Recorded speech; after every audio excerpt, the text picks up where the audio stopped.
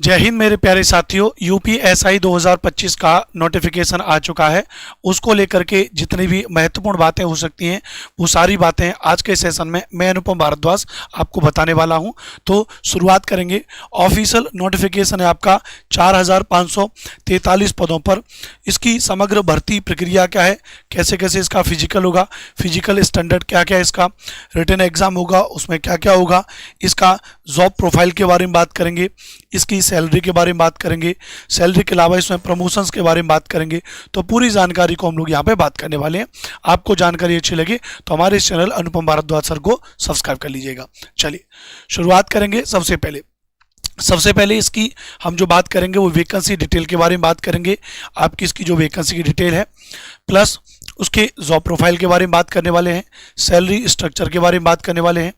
इनमें जो महत्वपूर्ण डेट्स हैं, जैसे महत्वपूर्ण डेट्स में कि इतनी डेट से इस डेट के बीच में जन्म आपका होना चाहिए, तो उसके बारे में बात करेंगे। प्लस शैक्षिक योग्यता के बारे में बात करेंगे, आयु सीमा एवं आयु में छूट और इसका सिलेक्शन प्रोसेस क्या है उसके बारे में बात करेंगे यहाँ पे। प्लस एग्जाम पैटर्न के बारे में बात करेंगे, पीटी एंड पीएसटी के बारे में बात करेंगे, जाति, आय, निवास प्रमाण पत्र, आवेदन प्रक्रिया, सिलेबस, कट ऑफ के बारे में बात करेंगे और प्रमोशन की प्रक्रिया। इन सभी चीज़ों के बारे में आज की क्लास हम सब लोग यहाँ पे डिस्कशन करेंगे। चलिए, तो सबसे पहली बात आप समझिए, ऐसा कहा जाता है कि यूपीएसआई की भर्ती का ट्रेंड बन गया है कि जी 4 साल के बाद यूपीएसआई की भर्ती आएगी। तो इस बार कंपटीशन भी बहुत टफ होने वाला है, क्योंकि अब लगता है कि अगली भर्ती अब जो है 4 साल के बाद ही आने वाली है।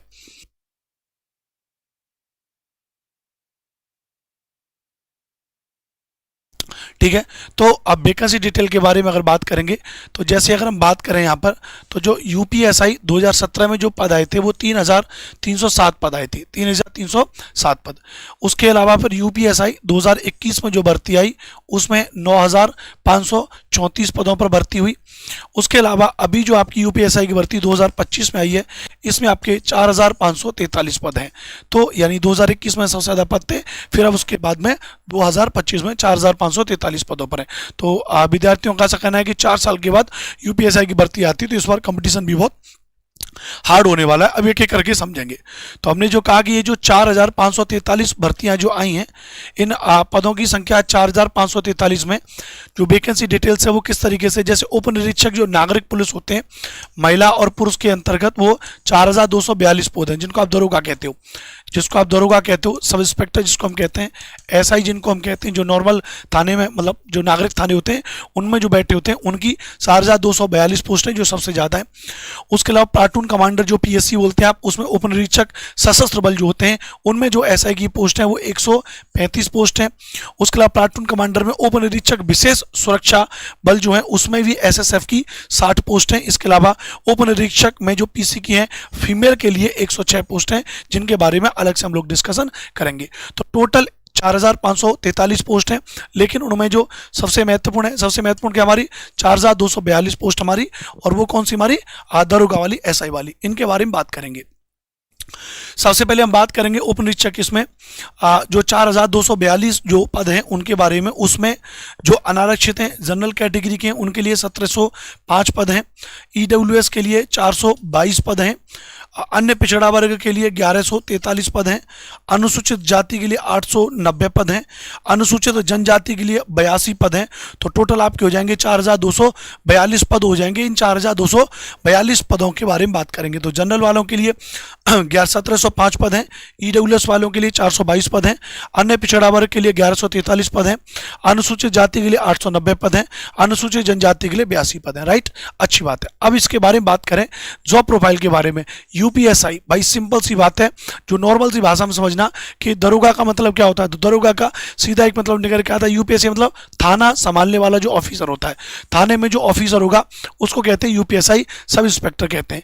ज़्यादातर इसके जो काम क्या है भाई, एफआईआर लिखवाना, जांच पड़ताल करवाना, क्राइम कंट्रोल करना, गश्त पर जाना और टीम को लीड करना, यही है इसका असली रोल। टीम को लीड करना, उसके लिए मतलब जितने भी आपके एक थाने में सिपाही होते हैं एक थाने में, जिनमें महिला सिपाही हैं और जिसमें आपके पुरुष सिपाही हैं, तो महिला और पुरुष सिपाही हैं उनके ऊपर आपका एक एसआई होगा।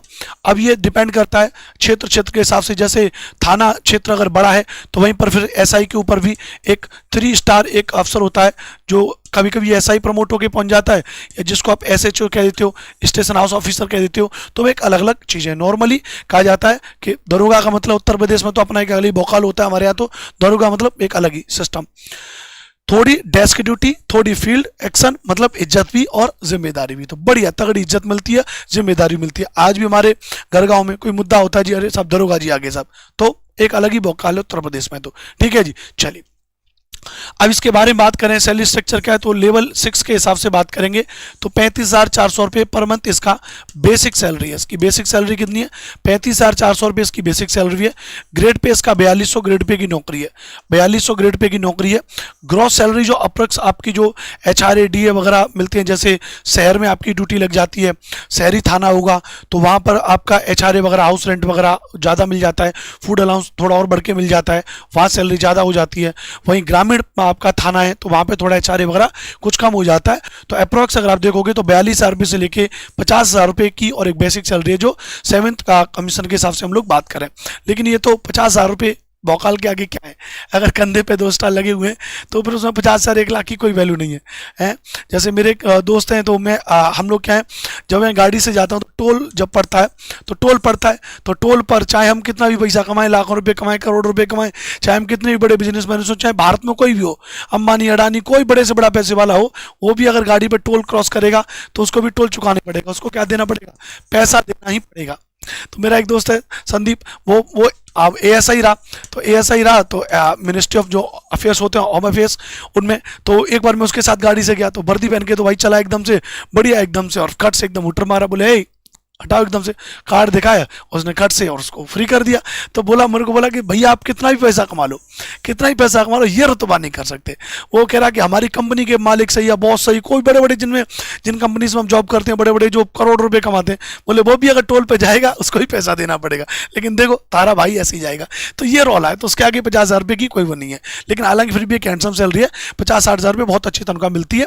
तो ये आपके लिए यहाँ पर हो जाएगा, ध्यान रखना। उसके अलावा पर्क्स एंड बेनिफिट्स जितने जैसे मेडिकल फैसिलिटीज हैं, हाउसिंग ऑफ HRA है, पेंशन वगैरह, ग्रेट्युटी, यूनिफॉर्म अलाउंस है, और weapon training, government quarters based on ability आपको वहाँ पे मिल जाते हैं, जॉब सिक्योरिटी है, एक बढ़िया रेपुटेशन है, opportunity to serve the public.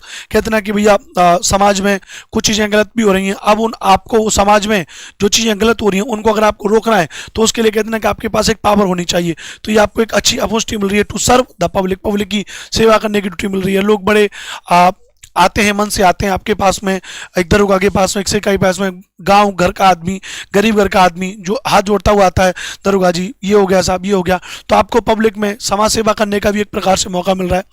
UPSI officers are entitled to the extra month salary at the end of the financial year effective receiving double salary in March. हाँ, यानी कहते ना कि इनको 13 महीने की सैलरी मिलती है, इनको 13 मंथ की सैलरी मिलती है UPSI को, और जो एक एक्स्ट्रा महीने की सैलरी मिलती है वो इनको जो फाइनेंस ईयर होता है, फाइनेंशियल ईयर होता है हमारा, वित्त वर्ष होता है, उसके अंत में उनको एक एक्स्ट्रा सैलरी मिलती है, इस बात को याद रखना। उसके अलावा अब हम मुद्दे पर आ जाते हैं। ये तो हमने दरोगा के बारे में आपको सारी चीज़ों के बारे में मैंने आपको बताया। अब हम मुद्दे पर आएंगे। मुद्दा जो महत्वपूर्ण तिथि है अभी तक की ऑनलाइन आवेदन करने की जो तिथि है 12/8/2025 है, शुरू हो चुकी है। फार्म भर दीजिए, बिल्कुल भी अगर अभी तक आपने फॉर्म नहीं भरा तो फॉर्म भर दीजिए, इसमें देर करने की जरूरत नहीं है। उसके अलावा 11/9/2025 आपकी अंतिम तिथि हो जाएगी जब आपको इसका फॉर्म भरना होगा।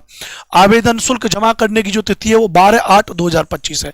क्या हो जाएगी? 12/8/2025 आपकी आवेदन शुल्क जमा करने की तिथि हो जाएगी। वहीं 11/9/2025 जो है आपकी इसकी अंतिम तिथि हो जाएगी। अब शुल्क मतलब पैसा जमा करने की है। जमा किए गए शुल्क के समायोजन की तिथि 1-2 दिन और आपको फालतू दे रखे, तो कुल मिलाकर के आपको 12 तारीख से आपके फॉर्म भरना स्टार्ट हो गए। 11 सितंबर आपकी लास्ट डेट है, आप इस बीच में फॉर्म भर दें, इस बात को नोट कर लीजिएगा। अच्छा, परीक्षा शुल्क के बारे में बात करें। इस भर्ती प्रक्रिया के लिए आवेदन शुल्क निम्नानुसार होगा। सामान्य EWS अन्य पिछड़ा वर्ग अभ्यर्थी के लिए 500 रुपये फॉर्म भर रखा गया, ध्यान रखना। जनरल वालों के लिए, अनुसूचित जाति जनजाति के अभ्यर्थियों के लिए 400 रुपये आपका फॉर्म भरने के लिए आपका शुल्क लगेगा, याद रखना। उसके अलावा जो सबसे महत्वपूर्ण है, यहाँ पर मैंने हाईलाइट भी किया हुआ है कि भारत में विधि द्वारा स्थापित किसी विश्वविद्यालय से स्नातक उपाधि या सरकार द्वारा मान्यता प्राप्त उसके समकक्ष कोई अर्हता होनी चाहिए, है ना।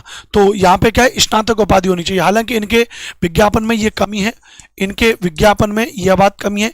इनको जो डिग्री है, इनकी जो डिग्री है यानी जो इनकी जो योग्यता है, इस योग्यता का निर्धारण इनको स्पष्ट तरीके से करना चाहिए कि स्नातक उपाधि में किस किस चीज़ को आप स्नातक मानोगे, किस किस को आप स्नातक नहीं मानोगे। समकक्ष अर्हता वाली बात को हटा देना चाहिए, क्योंकि मैं वैसे में आप देखोगे अगर मुझे SST भाई अनुपम सर के नाम से अगर आप मुझे यूट्यूब पर देखोगे तो मैं टीचिंग कैटेगरीज को ज़्यादातर पढ़ाता हूँ। TGT, PGT, LT ग्रेड प्रवक्ता, व्याख्याता जो होते हैं हमारे अध्यापक जो बनते हैं, उनमें क्या होता है, उनमें ये समकक्ष अर्हता वाला बहुत विवाद आता है, जिसको लेकर के हमने समय समय पर और काफ़ी कोर्ट को मतलब अलग अलग तरीके से प्रोटेस्ट करके, अलग अलग तरीके से सेशन करके, इन बातों को लेकर के उनमें जो समकक्ष अर्हता वाले विवाद को अब खत्म करवाए। तो अब हमारे यहाँ पर TGT, BGT में, LT ग्रेड में, GIC में, गवर्नमेंट इंटर कॉलेज के प्रवक्ता में उसमें साफ लिखा था ये योग्यता होनी चाहिए। तो ये UPSI में ही लिखा हुआ है कि समकक्ष अर्हता तो ये नहीं होनी चाहिए। फिर भी आपका क्या होना चाहिए, आपका ग्रेजुएशन होना चाहिए। इस बात को आप याद रखना, ग्रेजुएशन आपका होना चाहिए। आवेदन करते समय अभ्यर्थी को अपेक्षित शैक्षिक अर्हता अवश्य धारित करनी चाहिए तथा उसकी अंक तालिका अथवा प्रमाण पत्र तत्समय उसके पास उपलब्ध होने चाहिए। अपेक्षित शैक्षिक अर्हता हेतु परीक्षा में सम्मिलित हुए अपीयर अथवा सम्मिलित होने पर अपीयरिंग अभ्यर्थी पात्र नहीं होंगे। यानी जो आपकी स्नातक उपाधि, जो आपका ग्रेजुएशन होना चाहिए, वो आपका क्या होना चाहिए, फाइनल होनी चाहिए। अपीयरिंग वालों को मौका नहीं दिया जा रहा है, इस बात को याद रखना। उसके अलावा और भी इसमें एक दो चीज़ें आप इनको पढ़ लीजिएगा। अच्छा, इसकी जो PDF है आपको, वो मेरा टेलीग्राम की लिंक आपको नीचे लगी हुई है। मेरा टेलीग्राम चैनल ही है अनुपम भारद्वाज सर के नाम से। तो अनुपम भारद्वाज सर के नाम से मेरा टेलीग्राम चैनल है। उस टेलीग्राम चैनल पर आपको ये जो मैं पढ़ा रहा हूँ इसकी पूरी PDF आपको दे दूंगा, प्लस इसका जो ऑफिशियल नोटिफिकेशन है, इसका जो ऑफिशियल नोटिफिकेशन है, उस ऑफिशियल नोटिफिकेशन भी मैं आपको वहीं पर प्रोवाइड कर दूंगा। और आप लोग इस चैनल को सब्सक्राइब कर लीजिएगा। इस चैनल पर मैं आपको क्या देने वाला हूँ, आपका पूरा का पूरा जो इसमें आपका जो GK वाला सेगमेंट है, संविधान वाला सेगमेंट है, मूल विधि वाला सेगमेंट है, मानसिक अभिरुचि वाला जो सेगमेंट है, उसका मोस्ट ऑफली टोटल उसका कंटेंट हो, उसके पूरे के पूरे नोट्स बना करके फ्री में, कोई पैसा नहीं उसका दिया जाएगा, आपको फ्री में उसका नोट्स दिया जाएगा, फ्री में उसके लेक्चर्स, फ्री में उसकी क्लास मैं अपने इस चैनल पर आपके लिए ले लूँगा, ताकि उसका आपके लिए कुछ हेल्प हो जाएगी। ठीक है, चलो अभी जो 1/7/2025 के हिसाब से बात करेंगे, 1 जुलाई 2025 के हिसाब से, तो 21 वर्ष आपकी आयु न्यूनतम होनी चाहिए और 28 वर्ष आपकी आयु क्या होनी चाहिए भैया, अधिकतम होनी चाहिए। 21 से 28 साल की आपकी अधिकतम आयु होनी चाहिए। कैटेगरी में जो अधिकतम आयु सीमा में जो छूट दी गई है, जो कोविड की बदौलत उस दौरान जो भर्तियां नहीं निकल पाई, उसके कारण 3 साल का आपको एज रिलैक्सेशन दिया गया है। तो जनरल वाले के लिए 3 साल का एज रिलैक्सेशन हो गया, मतलब 28 साल आपकी अधिकतम होगी, 3 साल और बढ़ गया, मतलब अब आप क्या कर सकते हो, 31 साल तक आप दरोगा का फॉर्म भर सकते हो।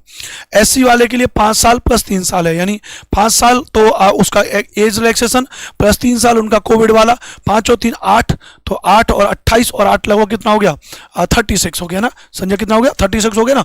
तो 36 तक फॉर्म भर सकते हैं। तो ऐसा ही SC वालों के लिए और बेहतर है कैटेगरी में। ST वालों के लिए भी लगभग इतना ही, 5 साल और 3 साल, 36 साल तक भर सकते हो। SC वाला 36 साल तक फॉर्म भर सकता है, ST वाला भी 36 साल तक फॉर्म भर सकता है, OBC वाला भी 36 साल तक फॉर्म भर सकता है। बस जनरल वाला को 3 साल का एज रिलैक्सेशन दिया गया, वो 31 साल तक इसमें फॉर्म भर सकता है। आपको कंफ्यूजन और ज्यादा बिल्कुल भी कंफ्यूजन ना हो, इसके लिए हमने यहाँ पे डेट भी आपके लिए डाल दी है कि उपनिरीक्षक नागरिक पुलिस बल में मेल फीमेल में, उपनिरीक्षक में जो दरोगा के लिए जो है वो कब से कब तक है। तो अगर आप जनरल में तो आपका 2/7/1994 से पहले अगर आपका डेट ऑफ बर्थ है तो आप फॉर्म नहीं भर सकते, और 1/7/2004 के बाद अगर आप पैदा हुए तो भी आप फॉर्म नहीं भर सकते। तो बस आप अपनी मार्कशीट में देखिए कि इसके बीच में अगर आप हैं, इसके बीच में अगर आप हैं तो आप फॉर्म भर सकते हो। ऐसे ही SC के लिए 2/7/1989 हो जाएगा, 2/7/1989, 2/7/1989 यहाँ तक आप फॉर्म भर सकते हो। प्लाटून कमांडर PSC में यहाँ पर बस एक तिथि कम कर दी आपके लिए, तो 1/7/1994, 1/7/1989, 1/7/1989, 1/7/1989, इसके बीच में अगर आपकी डेट है तो आप फॉर्म भर सकते हो। राइट, आपका पूरा डाउट एक एक चीज में क्लियर कर रहा हूँ, कुछ भी डाउट आपका नहीं बच रहा होगा। तो बस एक चीज निवेदन करना चाहूंगा, आप मेरे चैनल अनुपम भारद्वाज सर यूट्यूब चैनल को सब्सक्राइब कर लीजिए भैया, और इस वीडियो को अपने दोस्तों तक एक बार शेयर कर दीजिएगा। ठीक है, चलिए बहुत बढ़िया। और इस टेलीग्राम चैनल को ज्वाइन कर लीजिएगा अनुपम भारद्वाज सर को। फ्री में जो भी मैं नोट्स बनाता जाऊंगा, फ्री में इसकी PDF आपको यहाँ पे भेजता जाऊंगा। ठीक है, चलो आगे बात करेंगे। इसके अलावा वैवाहिक स्थिति के बारे में आप अच्छे से जानते हो कि सेवा में किसी पद पर नियुक्ति के लिए ऐसा या ऐसी व्यक्ति पात्र नहीं होगा जिसकी एक से अधिक पति या पत्नी जीवित हो। मान ले कोई व्यक्ति है, मान ले मेल है और उसकी शादी हो चुकी है ना, तो उसका डिवोर्स हो गया, तो डिवोर्स हो गया और उसने क्या कर ली, दूसरी शादी कर ली, तो लेकिन पहली पत्नी जीवित है तो वो फॉर्म नहीं भर सकता। या फिर आपने उसे डाइवोर्स प्रॉपर तरीके से हो गया, वो सर्टिफिकेट आप जमा करके कोर्ट में अपने संबंध विच्छेद होने की बात आपने कर दी है, तो एक बात अलग है।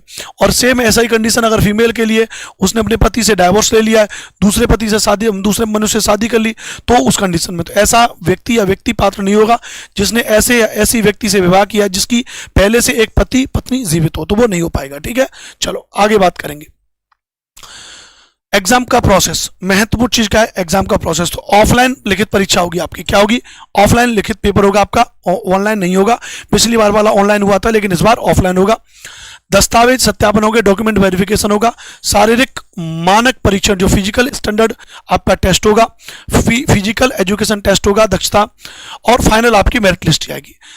इससे पिछली बार आपने एक चीज देखी होगी, जो सिपाही की भर्ती हुई थी, तो सिपाही की जब भर्ती हुई थी आपने देखा होगा जगह जगह बड़े बड़े होर्डिंग आपने देखे होंगे, योगी जी के, मोदी जी के, कहा था कि भैया 60,000 कितने पदों पर हुई थी, 60,000 थे ना, हाँ, तो उसके आसपास जो सिपाही की भर्ती हुई थी उसमें, और जो कहा गया था कि जिन्होंने, बहुत से लोगों ने जॉब को ज्वाइन नहीं किया, अब जिन्होंने ज्वाइन नहीं किया तो पद खाली रह गए, पद खाली रह गए, तो ऐसे विद्यार्थी जो कुछ 1 या 2 अंक की बदौलत और जो कट ऑफ से नीचे चले गए, कट ऑफ से नीचे चले गए, तो उन्होंने फिर कोर्ट में जाकर के केस कर दिया, कोर्ट में केस कर दिया कि भैया जब इस भर्ती में इतने पद रिक्त रह गए जिन लोगों ने ज्वाइन नहीं किया है, तो हमारे लिए एक वेटिंग लिस्ट जारी करो, हमारे लिए क्या जारी करो, हमारे लिए एक वेटिंग लिस्ट जारी करो, और जहाँ पे जो खाली रह गए वो जो उस वेटिंग लिस्ट में आ रहे हैं उनको नौकरी दी जाए, क्योंकि भैया रोजगार तो सबके लिए जरूरी है।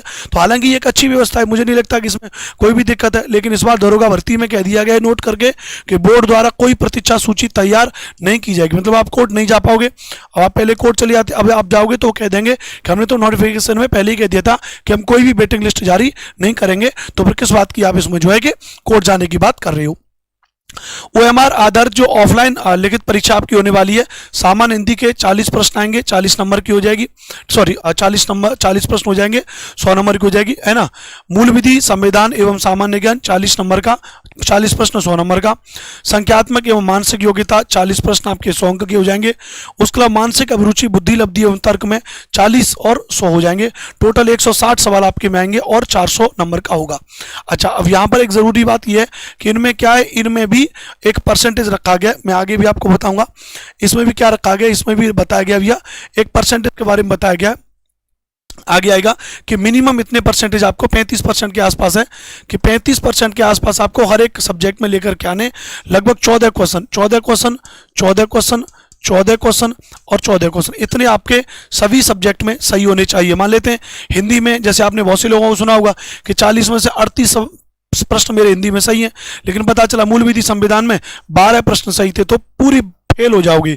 मिनिमम 40-14 सवाल आपके सही होने चाहिए, इस बात को याद रखना। अच्छा, दूसरी महत्वपूर्ण बात जो यहाँ पर मैंने स्किप कर दी, नेगेटिव मार्किंग, यहाँ पर कोई भी नेगेटिव मार्किंग आपके लिए नहीं है, इस बात को आप याद रख लीजिएगा।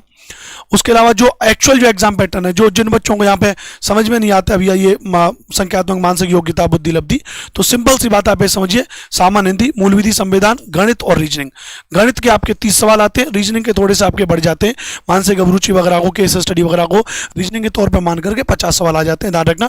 टोटल आपके 160 सवाल हो जाएंगे, ठीक है, ये आपका हो जाएगा। उसके अलावा जो शारीरिक पात्रता परीक्षा आपका ध्यान रखना, उसमें पुरुष उम्मीदवारों के लिए 4.8 किलोमीटर की दौड़ होगी जो 28 मिनट में पूरी करनी होगी। सिपाही में थोड़ा सा ज़्यादा दौड़ होती है, दरोगा में दौड़ कम है, वैसे भी दरोगा को ज़्यादा दौड़ना नहीं होता है, सिपाही का काम ही ज़्यादा दौड़ना है।